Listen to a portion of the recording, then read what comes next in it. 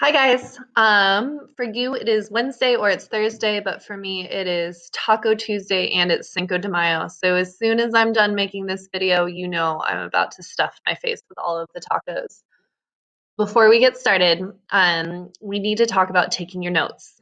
A lot of you are coming in to ask me questions, which I love, but I can tell from the questions that you are asking me that you are just watching these videos and you are not taking your notes. Take your notes, guys. I need you to take your notes so bad. Look at that face that I just made in the camera. If you're not taking your notes, this is going to be so much harder for you. This stuff is new and it's weird and I go fast. You need to be pausing and writing stuff down. If you're not taking your notes, life is going to be so much harder for you in these math lessons, and it's so obvious to me. So if you don't already have a piece of paper and a pencil in front of you right now, press pause and go get one.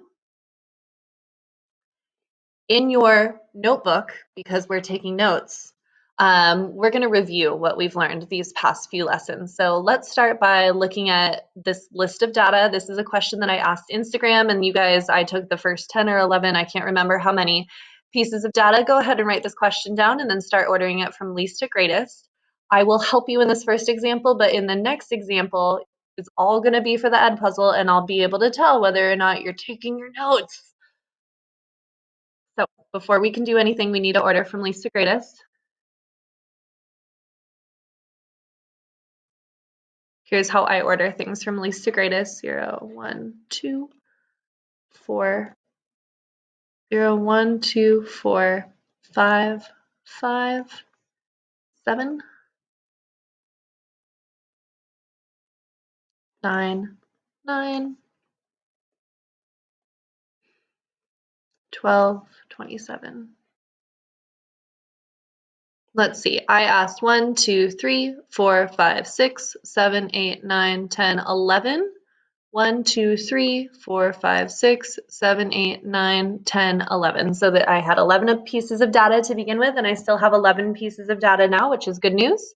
I didn't invent any numbers, and I didn't erase any numbers. I asked you guys how many pets you have. The person that answered 27 also sent me a message that they have a huge aquarium in their house. So this is a big number, but that just means that they have lots and lots of fish. And this is somebody that can't wait to get a dog, they told me. Okay, so first thing that we're going to do is find the mean. And you are writing this down in your notes. The mean is kind of the same thing as the average, but we call it the mean in math. Outside of math, everybody else calls it the average. And this is where we add and divide. So we add up all of these numbers. You can use a calculator. I already added up all of these numbers and I found that that's 81. 81 is not my mean. I need to now divide. I'm going to divide by the number 11, right? 1, 2, 3, 4, 5, 6, 7, 8, 9, 10, 11. I'm dividing by the number 11 because I asked 11 people. And I used a calculator earlier because I can't do that math in my head. 7.36. So the mean of my data is 7.36.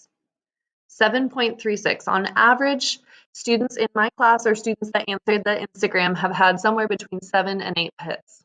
Hopefully no one's had 7.36 pets. 0.36 pets is creepy. All right, now we're going to talk about the mode.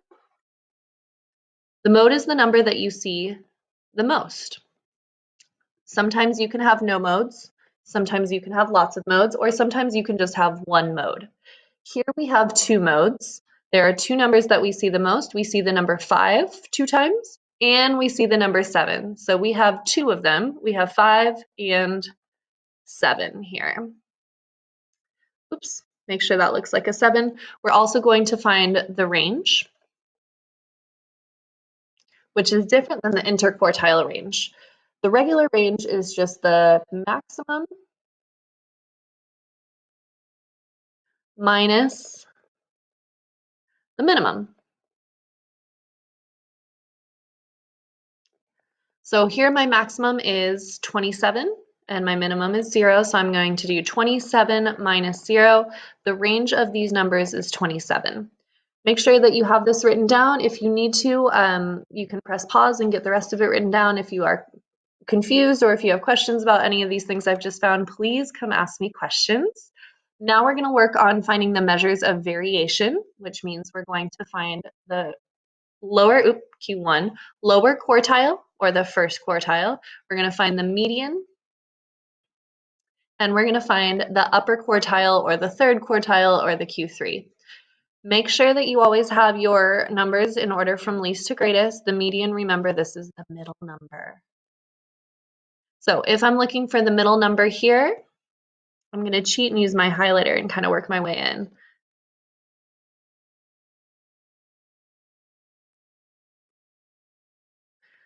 My median of this data set is 5. So that means in the data, or not in my classroom, but the number of people that answered on Instagram, half of those people have had more than 5 pets, and half of those people have had less than 5 pets. The median kind of divides your group in half. So we know that half of this group has had more than 5 pets, and half of this group has had less than 5 pets. Now we're going to find the Q1 and the Q3. So for the Q1, we're going to look at the smaller numbers. Here are the smaller numbers, smaller than my median, and we're going to find the middle number of my smaller data set. That's a 2. We're also going to look at the bigger numbers that are bigger than my median, and those are these numbers over here. This one right here is our middle number of that piece of data, so our Q3 is 9. Now we're going to find the interquartile range, and that's when we do the Q3 minus the Q1. Q3 minus Q1.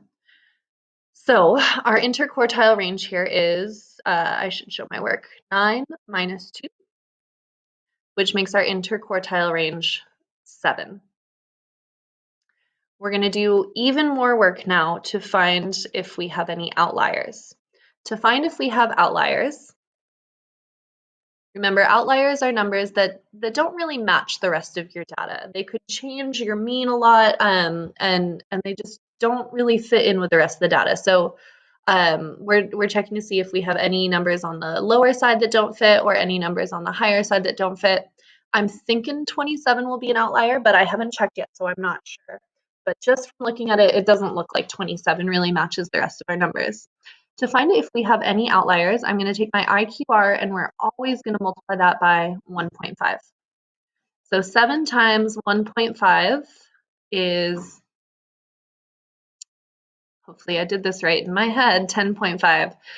Check my work on your calculators, and if I'm wrong, too late because this is a recorded video, but you can send me an email and tell me that I should do a better job next time.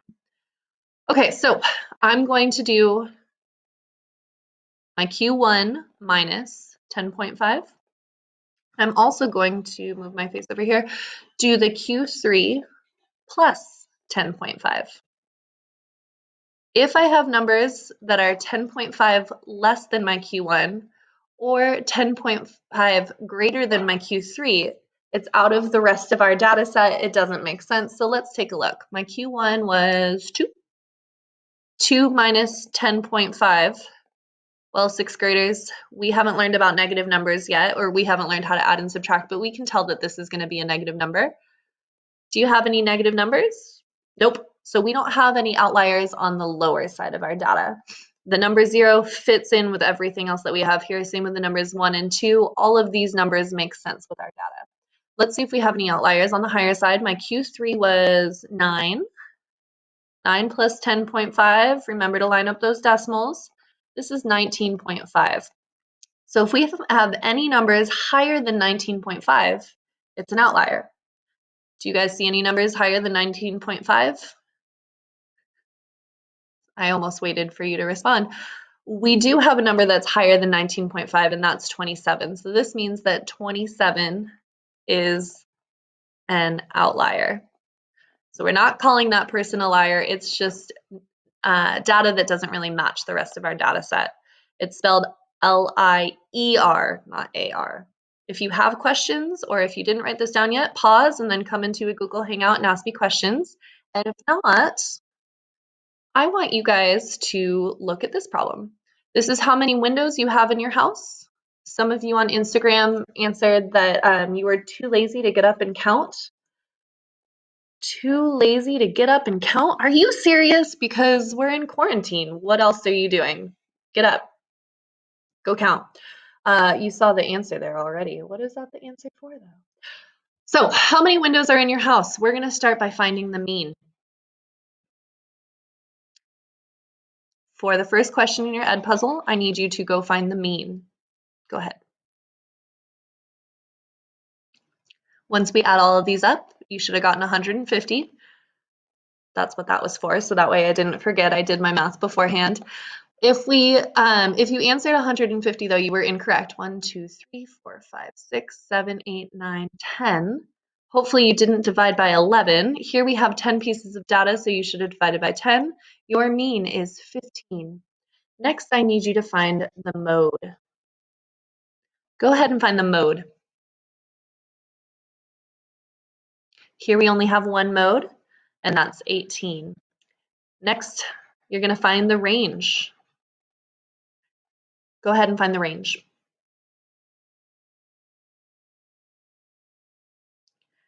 24 minus 6 for the range. If you got 18 again, you did it correctly.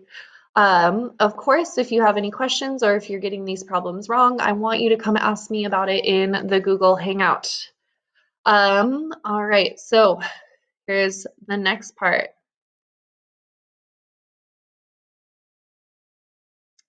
Please go ahead and find the median. Go ahead and find the median. Oh, this one's hard. I won't do this for your ed puzzle. Our median is right here in between 13 and 18. So we have to find the number that's exactly in the middle of 13 and 18. So if we think about the number line,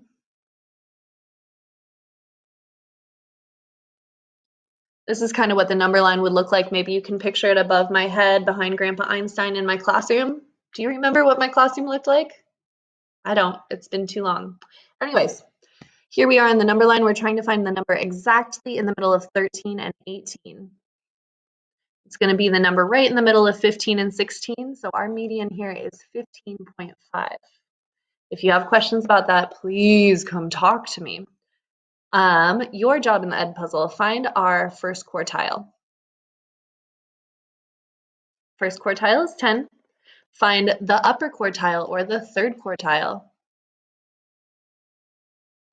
You should have gotten 20. Now we're going to find the interquartile range. Your job, find the interquartile range.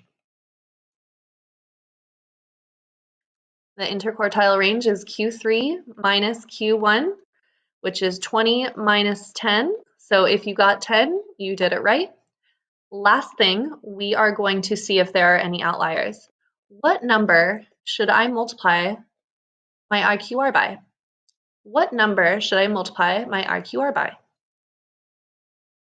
If I'm looking for outliers, I'm always going to multiply by 1.5. This one I can do in my head pretty easily. 10 times 1.5 is 15. So I'm going to do Q1 minus 15 and Q3 plus 15 to see if I have any outliers. Q1 minus 15, that looks negative, so nope, I don't have any outliers on the lower side. Q3 plus 15, let's see, Q3 was 20.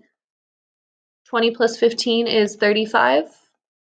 And I don't have any numbers bigger than 35, so nope, no outliers on that side either. This problem has no outliers. That's it for today. I'm not giving you any extra homework out of the packet or out of your math book because I'm so nice and wonderful. I want you guys to go check your grades online. Make sure that your grades on Infinite Campus are up to date. Every time that you do an ed puzzle later than when I assign it, I don't see it. It doesn't send me a notification. So if you are one of those people that are not doing your homework on time and you're doing it after I've already put it in the grade book, your grades are going to get messed up unless you send me an email to go check. I only look at the ed puzzle for the first 48 hours. If you're doing it more than that, I'm not going to know that you went back and did it unless you sent me an email. So make sure your grades are correct. do 2 dream walks and 4 reflex by Sunday. Let me know if you have any questions, and I will talk to you later. Goodbye. Uh-oh, how do I close my video?